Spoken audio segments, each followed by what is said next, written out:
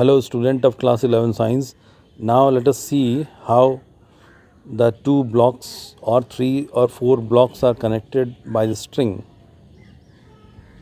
Okay, see in this video. Now the second law of Newton's motion continue its application.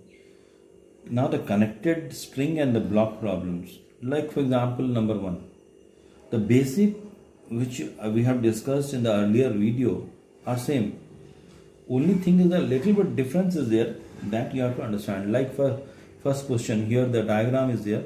3 blocks M1, M2, M3 masses are given and it is pulled with a string in this direction. F is the force and it is given that F is the 50 Newton and you have to find the T1 and T2 its value. Let the common acceleration as it is attached with the string, common acceleration is A and the T1 is the tension in between this we know, and I told you that connecting point and away is the direction, connecting point and away, T1 T2 like that. Now how to solve? We know F is equal to F net is equal to mass into acceleration. Here the mass is the mass of all the three, M1 plus M2 plus M3 into A, right? So A becomes F by M1 plus M2 plus M3, that is mass is force is given 50 by mass is given 5 plus 10 plus 15 means 30. That is your 5 by 3 meter per second square. That is the common expression. Now to determine the value of the T1 हम लोग कैसे निकालेंगे? How we are going to find out? The free body diagram, we have to use free body diagram. Like for example of the first object is mass is having M1. इस पर कौन सा force लग रहा है? Which force is acting in this way? T1, right? Acceleration is A. For the first block, that is M1, right? So T1 is equal to mass into acceleration. Yes, right? And M1 mass is 5 and acceleration is your 5 by 3. So that is your 25 by 3, that is around 8.33 Newton. That is your answer. Now for T2 is where? T2 is here. For T2 second block, again free body diagram for the second block, that is M2. So what we have to see, the common acceleration is this in this direction, right? And here force is acting in your F, and here the force is tension T2. So and the object, the block is moving in this direction. That is very clear.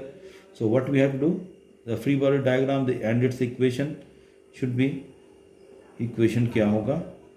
Equation will be F is means F net, इसको net कर देते हैं. F net is equal to इसको ऐसा करते हैं, F minus T2, F net minus F this applied force, in fact not net, F this applied force minus T2 is equal to mass of this object M2 into acceleration, common acceleration. ये equation आया आपका, right? अब यहाँ से हम लोग को क्या निकालना है? F का वैल्यू तो दिया हुआ है, F का वैल्यू दिया हुआ कितना है? 50 minus T2 is equal to M2 का वैल्यू कितना है 10 इंटू एक्सप्रेशन कितना है, एक्सप्रेशन है तो 5/3, तो T2 will be 25 Newton. T2 इधर किया और क्रॉस किए 25 न्यूटन आंसर। तो T1 और T2 हम लोग ऐसे निकालते हैं कनेक्टेड बॉडी प्रॉब्लम में। Another question, 3 blocks are attached in this way. Mass is given 3, 2, 5. You have to find the T1, T2, T3 in two cases. When the system is moving upward with an acceleration 2 meter per second square, and the second one is the whole system is stationary. So, how we are going to solve it? Here, from the second law, F net is equal to M into A, that we know. Now, how we are going to apply? First, we have to see it, this particular situation of the whole system in which the T1 is balancing, T1 is taking it upward. So, we have to write T1 minus of this particular weight of M1, M2, M3. तीनों का weight नीचे की ओर लग रहा है, that is the M1 plus M2 plus M3। उसके बाद ये ऐसा होने के बाद ये ऊपर की ओर जा रहा है एक सर्टेन एक्सप्रेशन से, तो is equal to net force.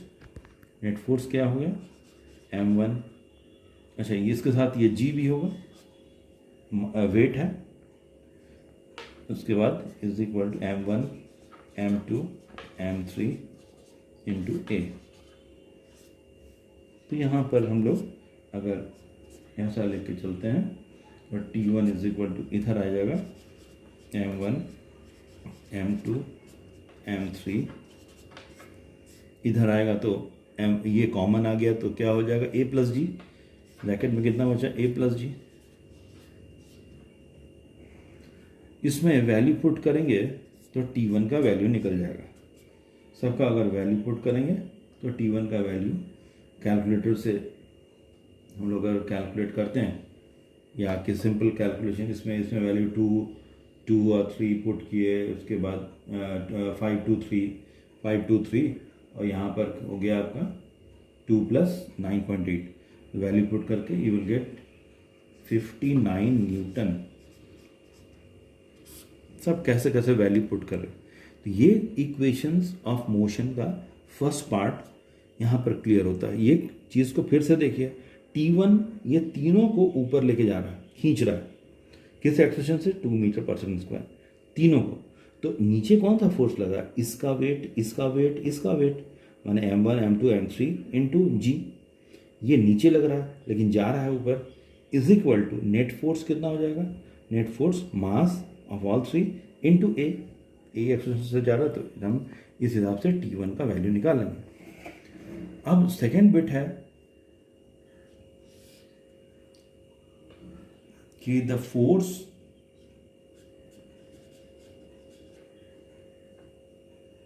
Second bit now from the motion of M1 plus M2 plus M3, अब इस कंडीशन में हम लोग लेके चलेंगे, M2 ये है, M3 ये है। अब यहाँ पर हमको क्या देखना है, अब हम इसमें अप्लाई कर रहे हैं सेकेंड लॉ, तो यहाँ पर हम जो क्योंकि T2 अभी हम ये वाला पार्ट भूल गए, T2 निकालने के लिए, तो T2 माइनस, अब ये दोनों का, ये देखिए ये दोनों का वेट नीचे की ओर, minus M2 plus M3 into G is equal to net force, क्या हो जाएगा यहाँ पर M2 plus M3 into acceleration. तो T2 हम लोग यहाँ से निकाल सकते हैं, T2 आ जाएगा, फिर वही इसको उस तरफ ले गए तो क्या हो गया, कॉमन हो गया M2 M3 और A plus G, and after putting the value इसमें वैल्यू पुट कर दो। इसका वैल्यू पुट करने से directly I am writing the answer. M2 M3 का वैल्यू पुट कर दिए और A और G का वैल्यू पुट कर, तो आंसर विल बी 59 न्यूटन। ठीक है, कैलकुलेशन पार्ट आप लोग कर लीजिए, सिंपल है। नाउ T2 निकल गया। अब T3 के लिए ये ये था T2 निकालने के लिए। अब T3 के लिए हम क्या करेंगे, T3 कहाँ है, ये तो T3 ऊपर लग रहा है और इसका वेट नीचे। ये अभी हम ऊपर वाला का नहीं देख रहे हैं, केवल T3 निकालना है, इसीलिए अब नीचे माइनस M3 ये weight G is equal to net force क्या होगा यहाँ पर T3 के लिए M3 A plus G।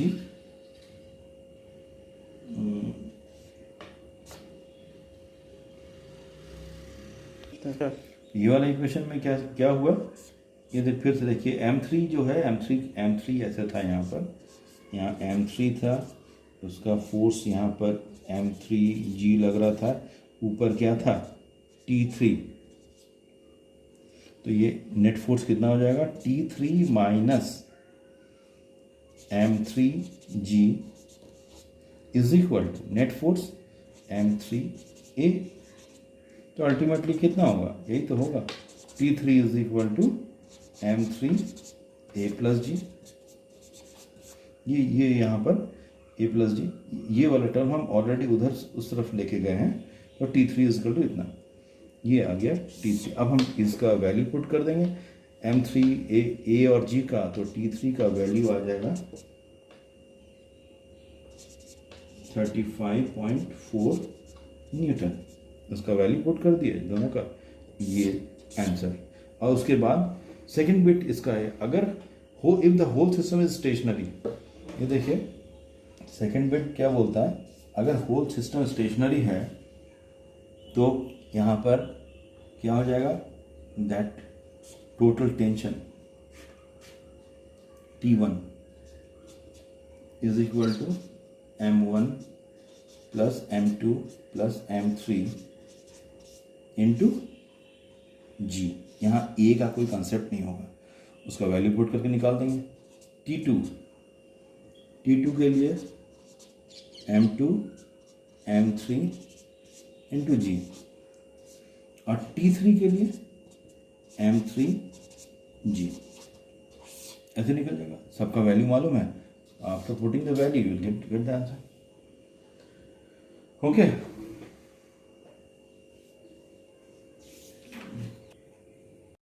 another question here, the 4 blocks of mass is there, tension is given T1 T2 T3.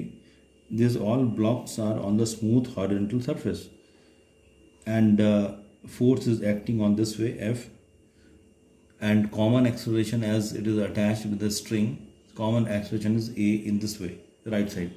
You have to find the T1 T2 T3. So how to do, again application of that, F net is equal to M into A. Basic is this only. How we are going to apply? So here, as A is the common acceleration, so first that common acceleration we have to find out, M plus M plus M plus M into A. So therefore A is equal to F by 4M, right? Take it number 1. Now apply Newton's second law. F minus T1 is equal to M A for second equation.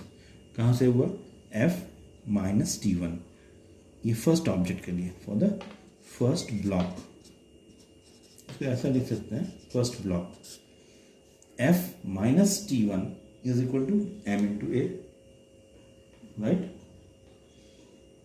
Similarly, for the second block,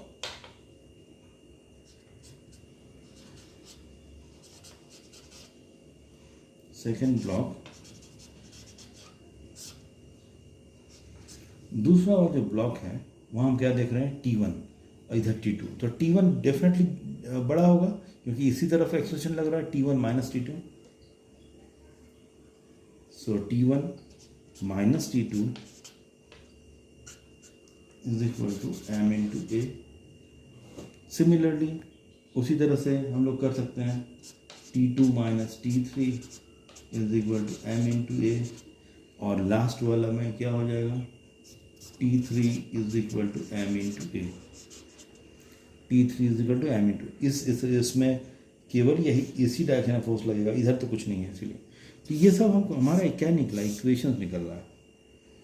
अब on solving, only by solving these equations,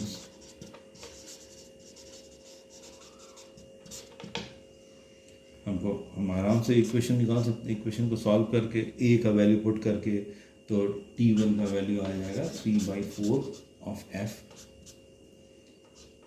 T2 का value 1/2 of F, T3 का value 1/4 of F। यही आपका answer होगा। समझने वाली बात क्या थी कि फर्स्ट ऑब्जेक्ट में, फिर से एक बार देखिए, यहाँ पर फोर्स लग रहा है, फर्स्ट ऑब्जेक्ट का टेंशन निकाल रहे हैं। ये अभी भूल जाएंगे फ्री बॉडी डायग्राम के लिए, केवल हम यहाँ पर कनेक्टेड बॉडी प्रॉब्लम में अभी यहाँ पर ये हम भूल जाएंगे। अब इसको देखेंगे, ऑब्जेक्ट इधर जा रहा है और एक फोर्स इधर लग रहा है, तो T1 F से बड़ा होगा छोटा, T1 छोटा होगा, तो F minus T1 is equal to क्या हो जाएगा, M इंटू ए। वही यहाँ पर था M इंटू ए।